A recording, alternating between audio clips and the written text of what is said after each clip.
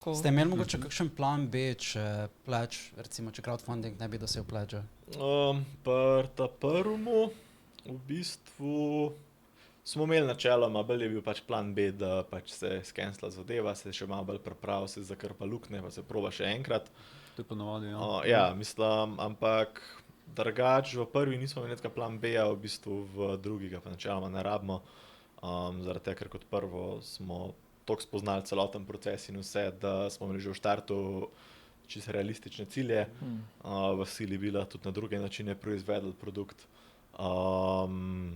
Pa tudi na splošno, no, v bistvu smo bili veliko bolj pripravljeni na vse, vedeli smo, kaj delamo in tudi če bi nam v bistvu na tej točki vse skupaj propadali.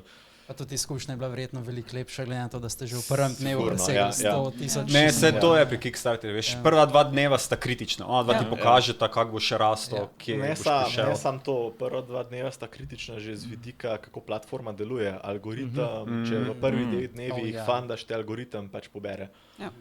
In avtomatsko Kickstarter v bistvu nekako malo bolj efektivno oglašuje tvojo kampanjo.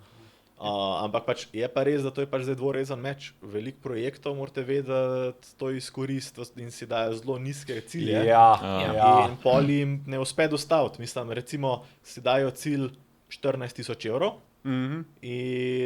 Zato, da jim pol v bistvu napiše, ne vem, funded in 3 hours. Ne, zdaj imaš minute, v 7 minutah ne uspelo. In pa grejo na 100 jurjev in so na koncu kampanje tako, oprosti, mi smo upali na $500,000. Scancelajo in da ne morajo. Zdaj pa cel point je sicer kaj pač kapitalističen marketu, zato ko v bistvu folku se ne gre toliko zato, da je projekt fundan, kot da se veliko stretch goalov odklene. Se pravi, to so v bistvu neki ekstra freebie, če presežeš nek cilj fundinga. Hype driving. Druga stvar je pa pol kle v bistvu pač nasplošno na to, da pač proizvodna iger ni poceni.